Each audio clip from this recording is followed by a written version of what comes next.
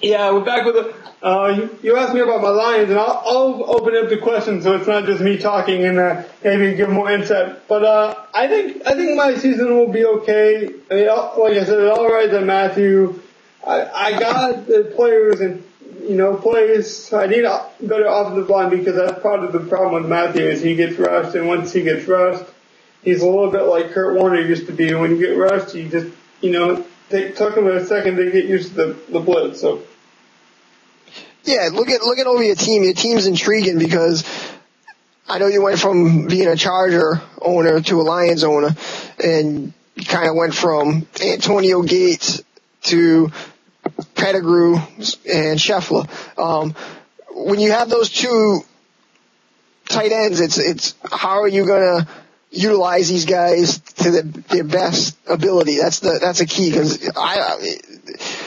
when Calvin Johnson's covered, when Javad Best is, covered, you're gonna have to dump it down to one of these guys. I know Burleson's your other great guy, Yeah, he's a safety net, but I got a lot of weapons and I can spread them out pretty well. I've actually before I ran Pettigrew at tight end and split Scheffler out as a wide receiver, so that's the type of speed that Scheffler's got in his size. Allows me to do that. So I can really mix and match with what I see with the defense. So it's going to be an intriguing year. Yeah, because Scheffler's still rated at a 75 with a 82 speed. That's pretty solid for a number 2 tight end. I mean, can't ask for much more. And he's got a 86 catch, if I'm not mistaken. So he's definitely got the hands to get the job done. Yes, exactly. So, but everything starts with your defense also. Oh yeah. Your defensive line is what gets you going, Ndamukong Suh is definitely, Yeah. I expect Nick Fairley to have a good season because, especially if I run the 5-2, because Suh is going to get almost double. I mean, people know about Suh. People are going to cover Suh. It's just going to happen. I think Suh has a good year, but with him being covered with such scrutiny, it's going to free up guys like Van der Bosch and guys like Nick Fairley to come in there and clean up, and that's exciting to give a young player that kind of boost, right out of the gate, so he doesn't have to come in there and play amazing his first year like so many rookies have to do. Yeah, so I'm excited to work him in. Are you still trying to shop Corey Williams? Yeah. See, I'm not. Some owners, when they're shopping a guy, once they declare he's shopped, they're not going to talk to him. They're going to exile him from the team. It's not so much that. I just want to know the value of my team because obviously I'm a huge Detroit fan. I grew up in Detroit, so I don't want my homerism, so to speak, to affect a good trade or a good possibility to improve my team. Yes, and yeah. What's the type of style of defense are you running this year? 4-3 or 3-4? Definitely a 4-3. Okay. Definitely a 4-3. Maybe some 3-4 mixed in as an exotic look now and then. I like to mix it up with some exotic looks. I don't like to give you one person, but when you got two good defensive tackles, and I'll even mix in the 5-2 because I even got 3 good defensive tackles and then the 2 ends. So the line is definitely where it starts with me. Yeah, you have some depth there. You definitely have depth there. Which is nice. Oh yeah. That's why Corey Williams is intriguing for me to at least put out there and see if there's a guy. I know I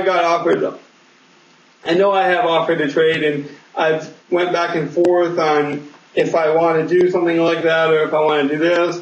I've looked at getting a power back like Sean Green.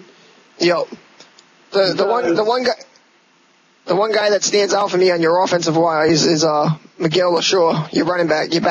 I don't know, what is he, a 3? Is he a 3rd running back? He's my power back, so he will go in there when I need 1-yard runs, 2-yard runs, because he's so strong. But I usually use him as my 3rd running back. Yeah. Okay. I don't want to rush him out there too much, and I really want him to progress and not have to worry about too many injuries his first year, and use him in spots where he can be utilized correctly, but not like overusing him, because he is just that. He's a power back. He's not, going to get. He's not going to burn off 20 yards runs. Yeah, we don't expect that. When I think of Miguel Mashore, I always have to play a clip, or I have to play something for you. All right. Oh yeah. This is cool, guys. Listen to this.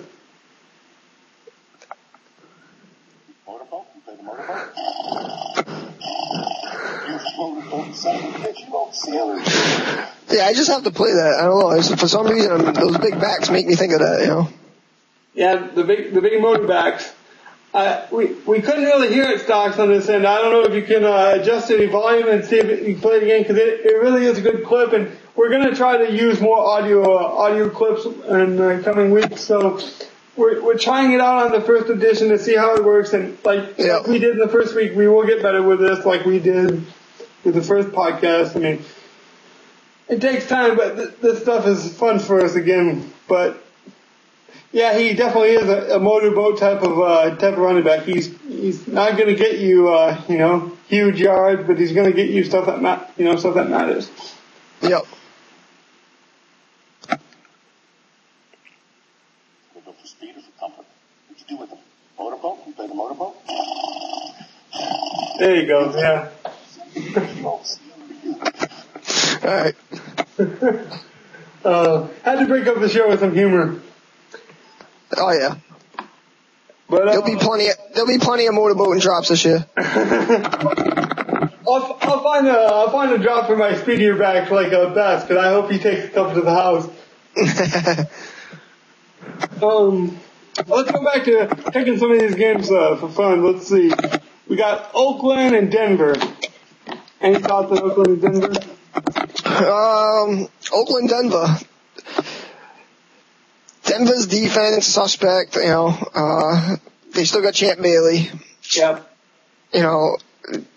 Linebackers are okay. On the offensive side, you got the Tim Tebow in the wings. What do you do with them? That's the big key. Does the I guarantee you could shop. There's a lot of guys that would definitely take Tebow anytime. You could use him in the Wildcat. I don't know how much people are going to be using the Wildcat this year, but you can build Tebow. That's a thing. I don't know what his overall potential is. I don't know if he's an A or a B or a C. I think it's still an A, surprisingly. Really? Enough. He's a 77 with an 80 speed with a 90 acceleration. His awareness is only a 69, so he has some building up there, but you definitely,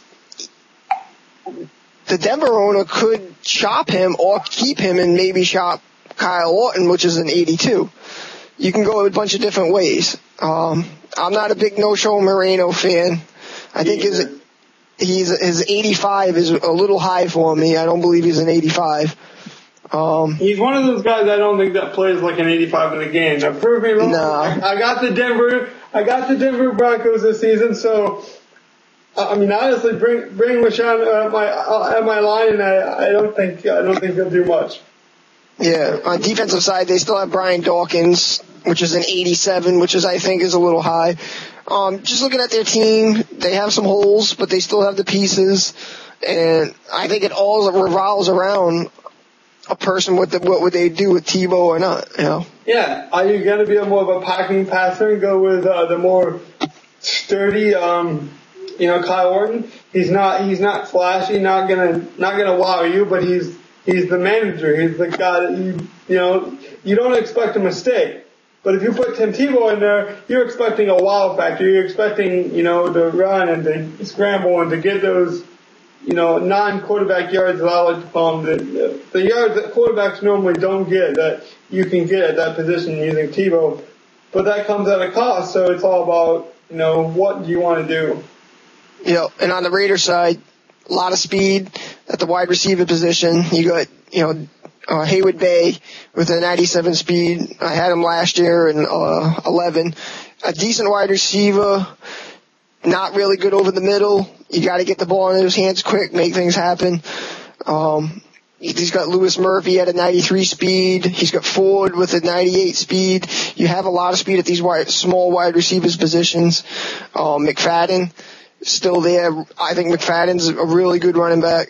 His rating's an 87 with a 97 speed. He could take it to the house. And you got Michael Bush as your other, big guy, big bruising back.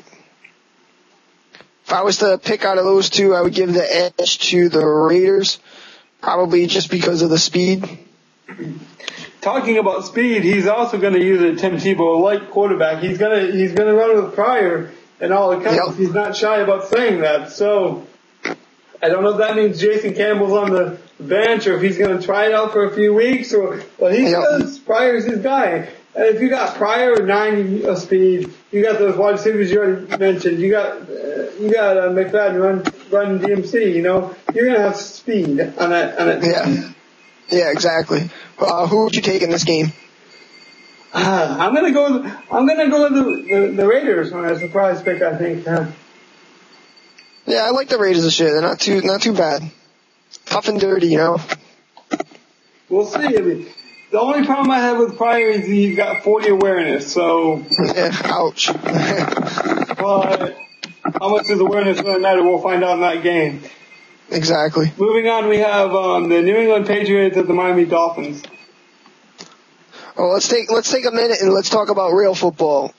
What did you think of the New England Patriots last night on Monday Night Football? You mean what did I think about Tom Brady? Because Tom Brady led that team. I mean, don't get me wrong. The defense played well, and I was actually impressed with Hainsworth on a couple of the plays. But Tom Brady, wow.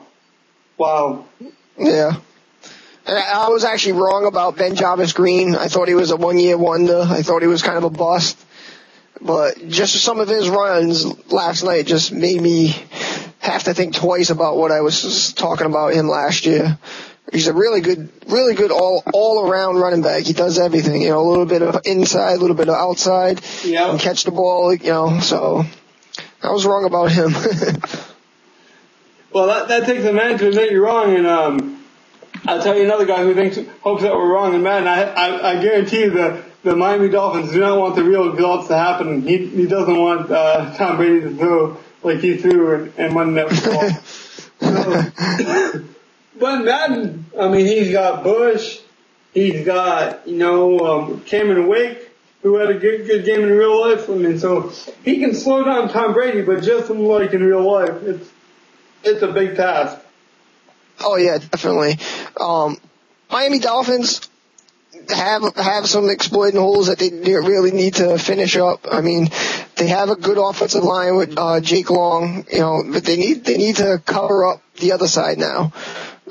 Kenny's only a 77, so you need to help him, not get killed, Yeah, he's not a bad quarterback by any means, but he can't do certain things, and one of those is get away from pressure. Yeah, if you can help the interior line, because Jake Long's rated at 97, that's awesome. But they're both guards are, low 70s, 74s, their centers are 79, Pouncey, up and coming. Just help him around, Right. I've talked to the Dolphins owner a few times. It looks like he wants a power back. He's asked me about LaShore a few times.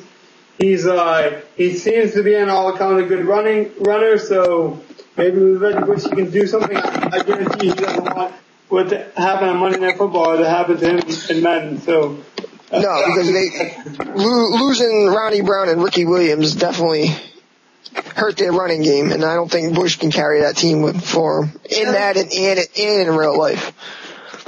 Yeah, he's not a true running back, and he's not a true running back in the game. They also do have the youngster Thomas, but he's more of a power back. I don't see him really making a big improvement to the run game in year one. Yeah, Thomas's truck is an 86, so you're not going to consider him a power back. Yeah, he's kind of in between, not really solidified at any. But down the road, he could be interesting. I don't see him contributing. Exactly.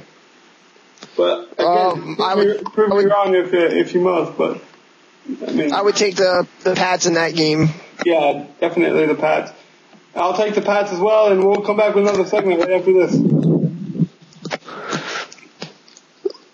So does Manny want this for how long? Is this going to be too long for him, you think? No, this is 13 minutes right here, so we should be good. All right.